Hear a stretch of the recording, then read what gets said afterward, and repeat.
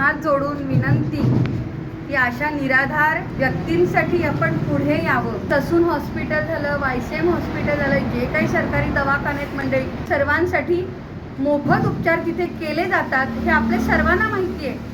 आणि 108 BVGची ॲम्ब्युलन्ससुद्धा यांच्यासाठी 24 तास उपलब्ध असते. एवढ्या सर्व सुविधा असताना सुद्धा तुम्हाला सांगा ही अवस्था का व्हावी यांची. या आजीने बिचारीने ह्या नातवाला मोठं केलंय, त्या नातवाची अवस्था तिला बघवत नाहीये.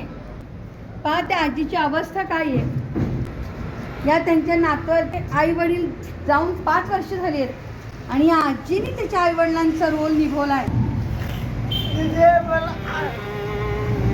आजी नीट होई सगळं. हा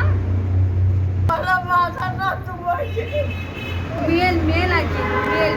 हा काळजी करू नका बरं का, काय नाही होणार त्याला. हा